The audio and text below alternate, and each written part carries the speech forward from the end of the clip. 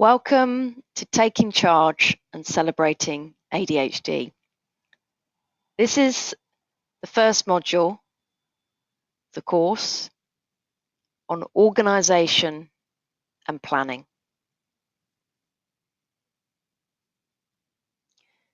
So before we start, we're just going to tune in to the here and now and get present to organisation and planning.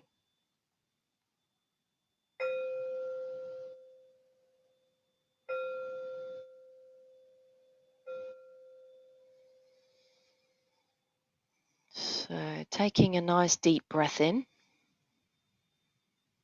and breathing out and relaxing the shoulders.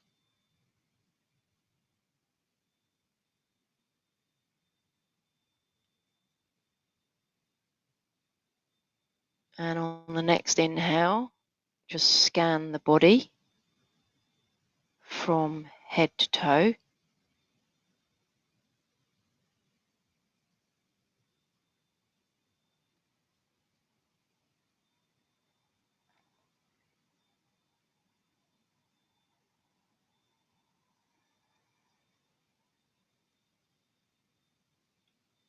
And now just check in with the mind.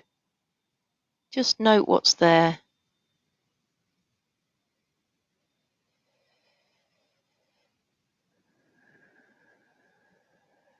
Put any worries or concerns aside. And setting our intention to get present to organisation and planning. And the impact that lack of organisation and planning has on our lives. Also to get present to tips and tools that can help to stop feeling overwhelmed with appointments and tasks.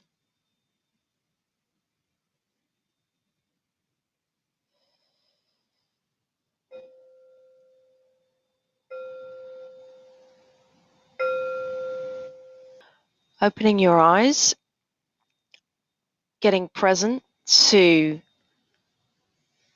planning and organisation.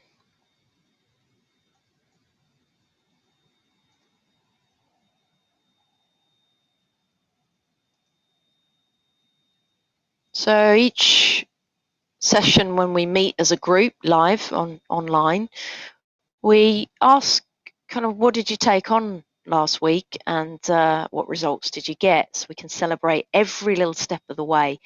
So it is about sometimes we just go from the next thing to the next thing without actually celebrating what we have achieved.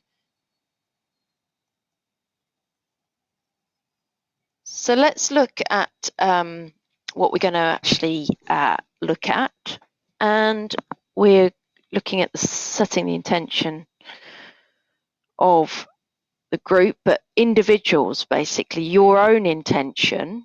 So getting present to your own intention of where you want to be at the end of this course.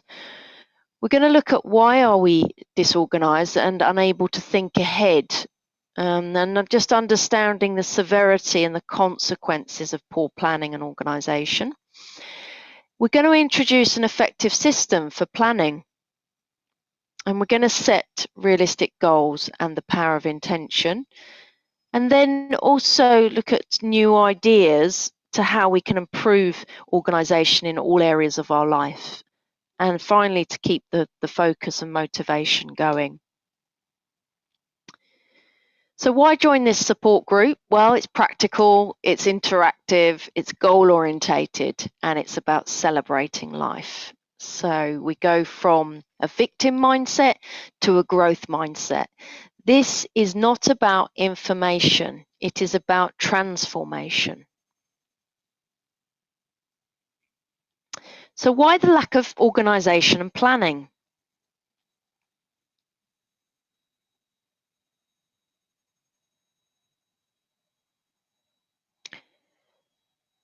ADHD affects the executive functions in the brain.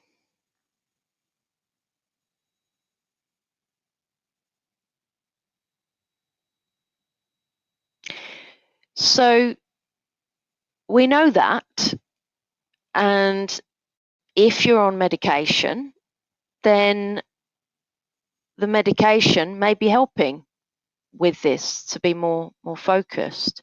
But then it's about what you focus on. Now, the relationship with time and procrastination is something that we need to look at, because time sometimes just disappears. And before we know it, we said we're going to spend an hour on something, and 3 hours later, we're still there. So we need to look at relationship with time. We need to be realistic with tasks and understand how long they're going to take. So the number one thing that sets us up for failure is having a to-do list that's this long and not enough hours in the day. Just doesn't work.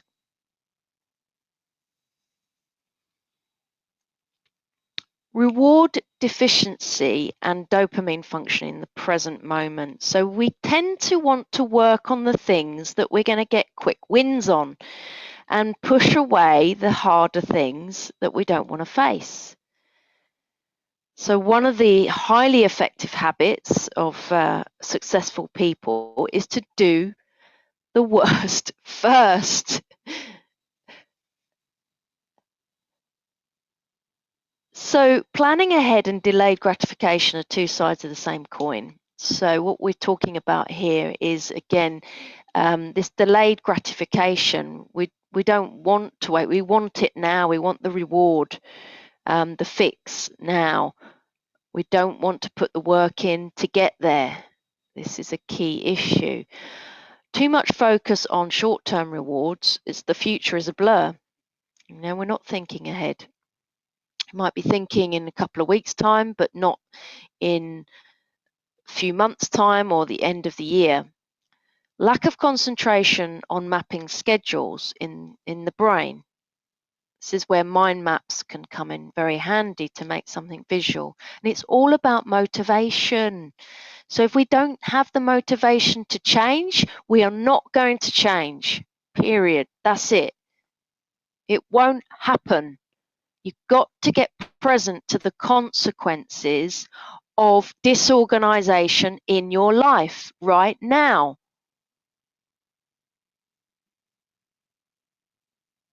So what are you currently experiencing with planning and organization? What emotions come to mind when I say to you, right, you're going to sit here and do a plan for the next 5 years? What would come up? Just check in now with that.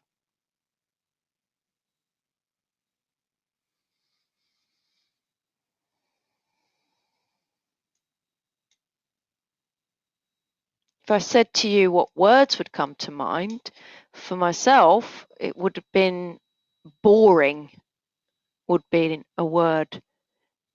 Now it's essential for an effective way of being.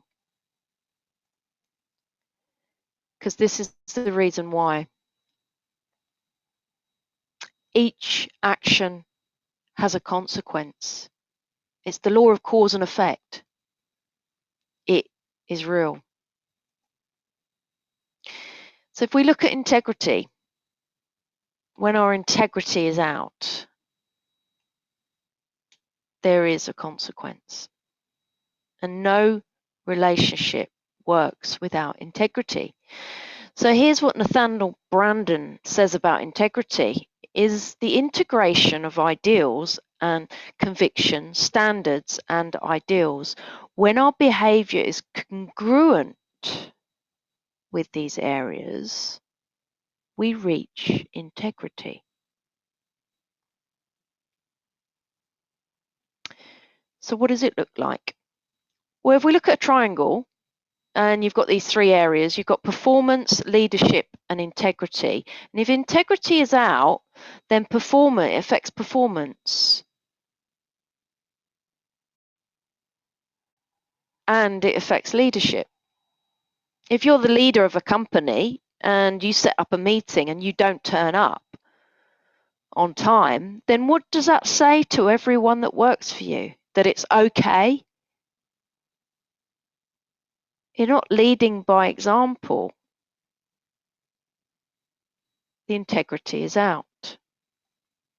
There's no right or wrong, it's just what is, because behavior gets copied, and whether it's right or wrong, you just got to look at whether it works or it doesn't. This is the other thing from Tal Ben-Shahar. He's the founder of the Positive Psychology course. Fail to plan or learn to fail.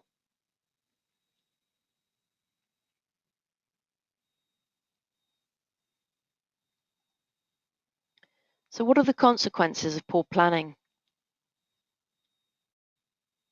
It's going to affect our performance, basically. We're going to miss appointments. If it's in a work context, we miss appointments. If it's in a personal context, then trust gets eroded, relationships break down. Back to what Dr. Russell Barkley said, we're highly intelligent. It's not about the what and how, it's about the when and where. It's an intention deficit disorder. So take a moment and think about the consequences of poor planning on your life.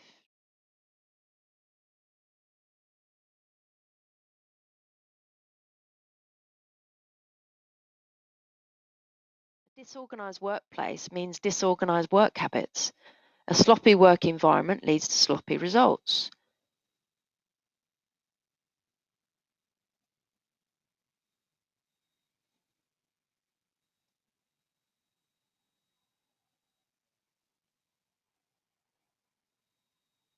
But what are the long-term impacts on our life? What really matters? Increased anger and frustration. We react in aggression when we can't find something. And that affects our body. Our shoulders get tight. It affects our relationships. It results in poor health. And there's a lower life expectancy with people that have ADHD and it goes untreated. It can take 10 years off your life. Check it out. It's a research by Dr. Russell Barkley that was done in 2019. It can also result in relationship breakups, and it will affect the children that you have as well. So what can we do about it? Introduce behavioral change now.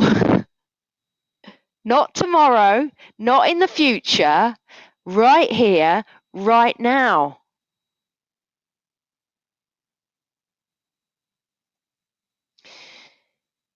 So how do we do that? Let's introduce an effective planning system. You've got to find what works. Some people prefer paper, writing things down, than electronic. Some people prefer an app. You've got to find out what works for you. So this is how you can do it. Firstly, raise awareness, okay? Then set your intention, what you're going to do about it, and make it specific, measurable, attainable, realistic, and timely. Then break the task down, what's required in small chunks, and then put a feedback loop in. Check the planning process is alive. Check back and see, are you now through the changes you put in place, are you now not missing appointments? If you are still missing appointments, then something needs to be tweaked.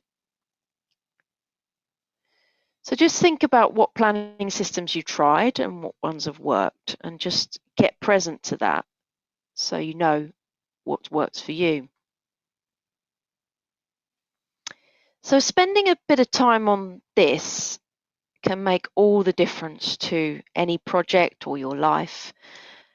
And setting realistic goals and the power of intention is the way forward. If Dr. Russell Barkley is saying that this is a disorder of intention, then this is something that we need to be aware of. And we have to think, let's put it in place. And it's doable to have set the intention. And you can do it according to this model, the SMART objectives. Very simple. If we don't know where we're going, how are we going to get there? And by when? How are we going to measure it? Is it realistic? Is it achievable? So intention is a mental state that represents a commitment to carrying out an action or actions in the future. It involves mental activities such as planning and forethought. How to set one? Well, look for the gap. What's missing? What gap do you want to fill? You can meditate on that. Then detach yourself from the outcome and center yourself. And then trust in the law in the universe and the law of attraction.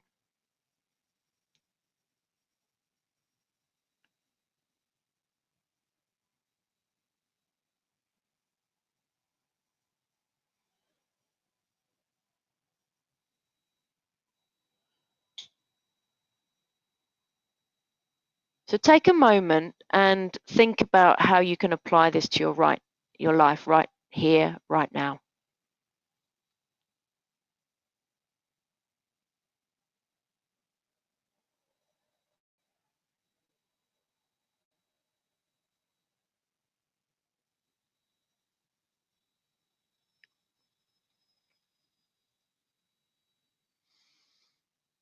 Okay, let's move on to improving organization within our lives. How many times have we been looking for those car keys or the house keys? And how much time does it take up looking for them?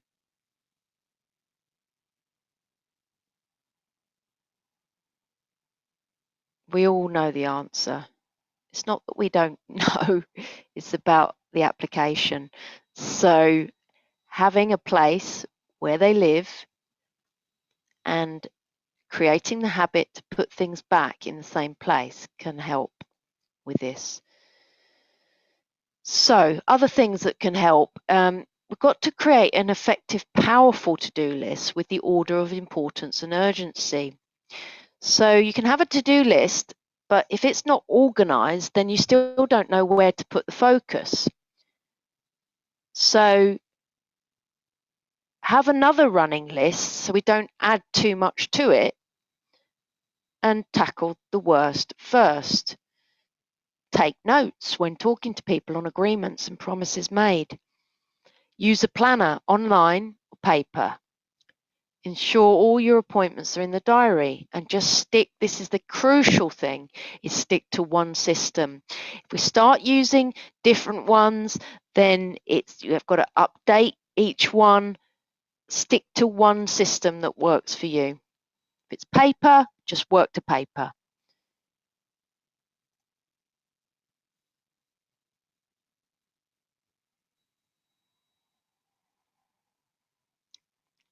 So here's a quote from Peter Walsh, Lose the Clutter. What I know for sure is that when you declutter, whether it's on your home, your head, or your heart, it is astounding what will flow into that space, that you will enrich your life, and your family. This is what can come as a result of this. So here's some tools to declutter. Okay, so firstly, meditation, decluttering the mind. Mindfulness practices, slow down. Second, throw away unnecessary items. There's a great Netflix program called The Minimalist. Two guys decided they're only going to have what they need in their house, and they got rid of all the other stuff, and they go around America promoting minimalism and what it means for their life. Important documents, have an area for important documents, licenses, house documents, bills, bank statements. Create storage, make sure everything has a place. Mobile phone, keys, those tend to be the things that we spend most time looking for. And then the trick is to, once you're on top, is to stay on top and stay organized. So this is sometimes not called like a reset. Some declutterers call it a reset. So for example, in a kitchen, once you've done the dinner, you can have a reset. So you reset the kitchen back to as it was when it started. You can do this upstairs, in the bedroom, just organizing your clothes, putting things back in its place. And you just do it for 10 minutes, and you set an alarm and you just do it for 10 minutes and then you stop.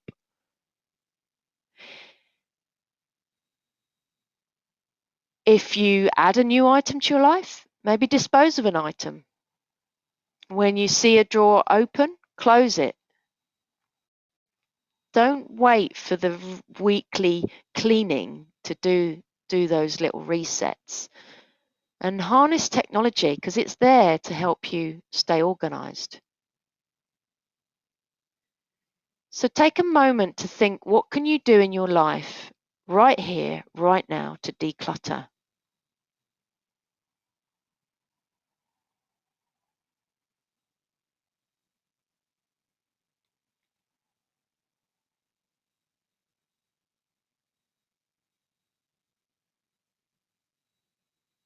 So be gentle to yourself and think small steps, but also set rewards if you do it and punishments if you don't.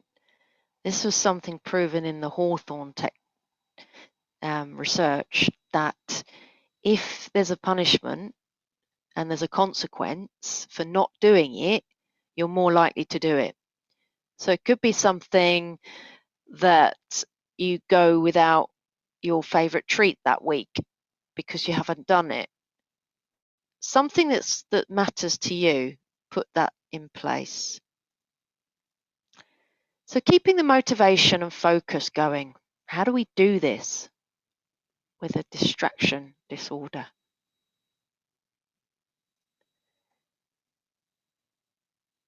Well, there's no royal road to anything. It's one thing at a time, all things in succession. That which grows fast withers as rapidly. That which grows slow endures. So take it slow. Just change little bits as you go and celebrate those. How to stay focused and motivated? Or stay connected to the why. Why are you doing this? Why are you introducing behavioral change? This is where your intention comes up and you visualize the journey and the destination. You have it there. What does it look like when you get there? Be positive and realistic. Surround yourself with the right people. Keep your personal commitment to responsibility for your life. It's your life. Nobody's coming. Be kind to yourself and implement self-compassion. Give yourself a hug and say it's okay to fail. Sometimes if we don't fail, we don't learn.